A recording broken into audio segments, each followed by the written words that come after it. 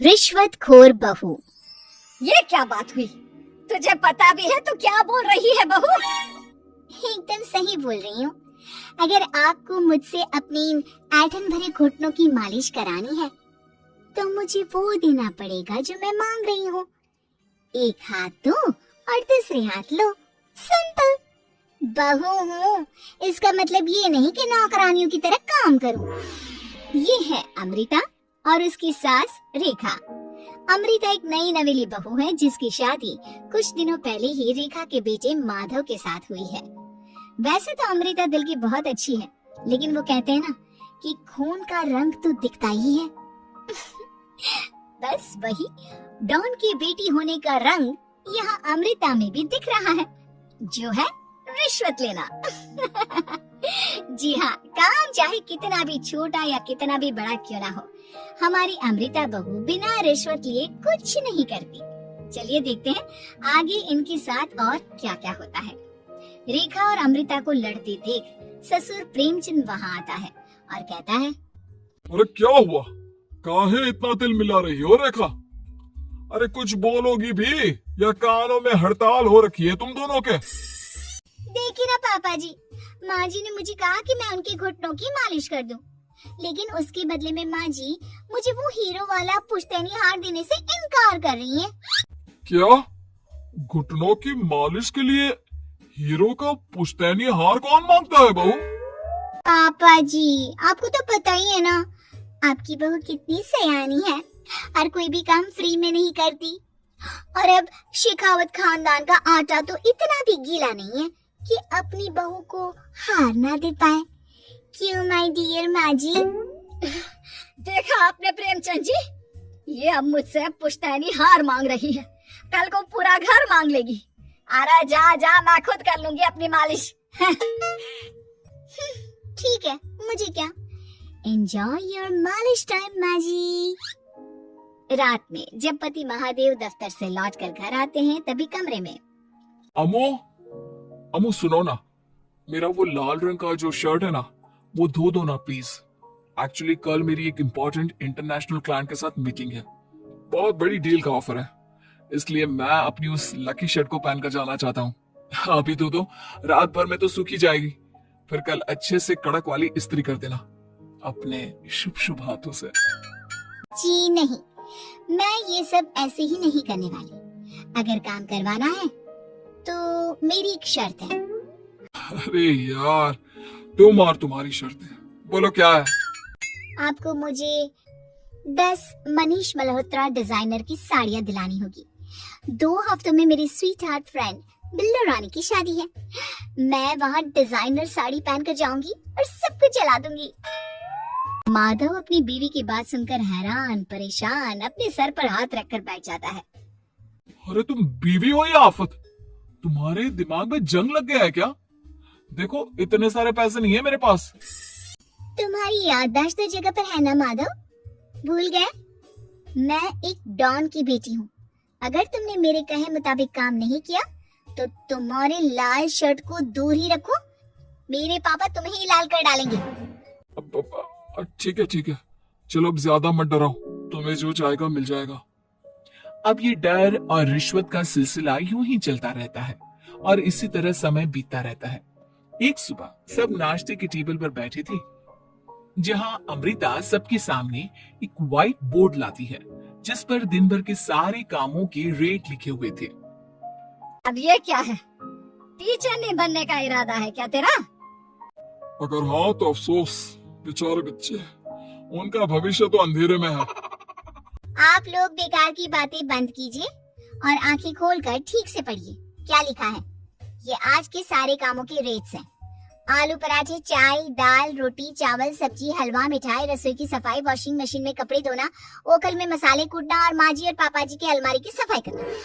इन सब कामों की कुल मिला के जो रकम बनती है वो है ये 10,000 रुपए और माँ जी के लेटेस्ट लाए हुए सोने की झुमकी भी। रिता, तुम इंसान हो या हैवान? जरा तो दया करो हम पर।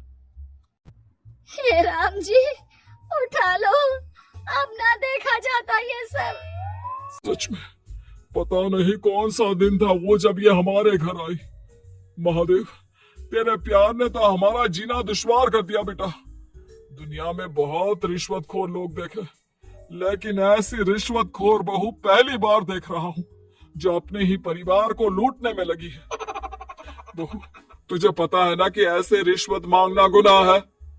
पापा जी, मैं कोई गुनाह नहीं कर रही हूँ।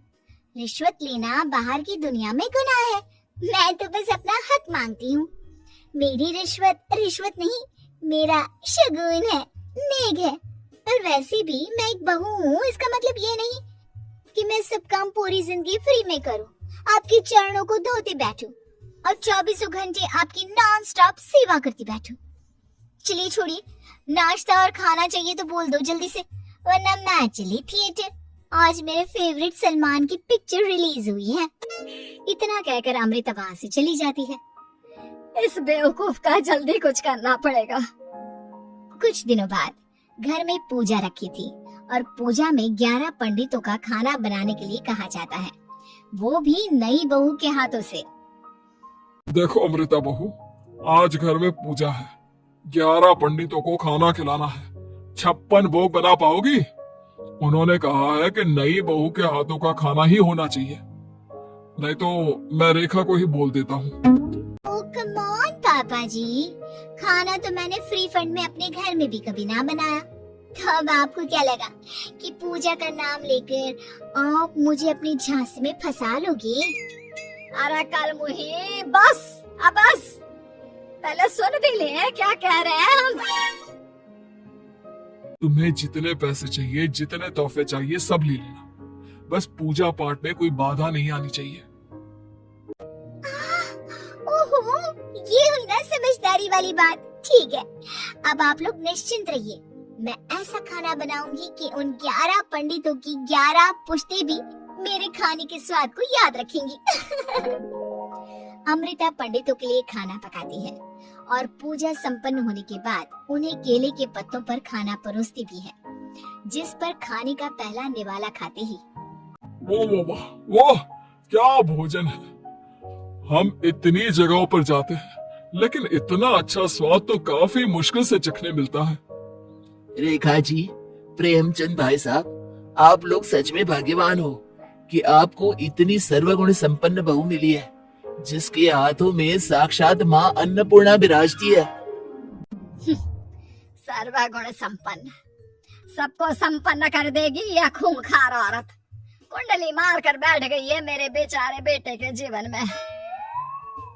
एक मिनट, अरे ये बात मेरे इस बूढ़े दिमाग में पहले कैसे नहीं आई? इस अमृता की बच्ची को मैं अपने घर से बाहर कैसे निकालूं? इसका उपाय तो पंडित जी के पास जरूर रहेगा। रेखा अगले दिन पंडित जी के पास जाकर उन्हें अमृता के बारे में सब कुछ बता देती है, जिसे सुन पंडित जी भी परेशान हो जाते हैं। अरे, ऐसी बहू तो 7 जन्मों में भी किसी को नसीब ना हो भगवान। देखिए रेखा जी, आपकी रिश्वतखोर बहू और आपके बेटे की कुंडलियों को जोड़कर देखा है मैंने, लेकिन इसमें तो यही बता रहे हैं कि ये आपके जीवन से कभी नहीं जाने वाली। इसलिए उससे सुधारने के लिए जल्दी आप लोगों को ही कुछ करना होगा, नहीं तो एक दिन वो आप लोगों को कंगाल करके ही दम लेगी। नहीं नहीं, ऐसा हरगिज नहीं होगा। मैं कुछ करूंगी, हाथ पे हाथ धरे नहीं बैठूंगी मैं। वहीं घर पर अमृता को ये पता चल जाता है कि उसकी सास रेखा पंडित जी के पास उसकी और महादेव की कुंडलियां लेकर गई थी, और इस पर जब रेखा घर लौटती है तब वाह माँ जी वाह, बहुत ही ज्यादा सयानी निकली आप तो। लेकिन मैं आपको एक बात बताना चाहती हूँ कि मेरी और महादेव की कुंडलियां जोड़कर पूजा पाठ और हवन करके भी कुछ नहीं मिलेगा, क्योंकि मैं ऐसी बला हूँ जो आप सबकी जिंदगियों से अब कभी नहीं टलने वाली, फिर चाहे आप कितने भी टोटके हवन या उपाय कर लें। तो खुद को समझती क्या है रे बदतमीज? तुझसे बात करना तो दूर, मुझे तो तेरी शक्ल देखना भी नहीं पसंद। अब सास बहू के बीच एक अनकहा सा युद्ध छिड़ जाता है।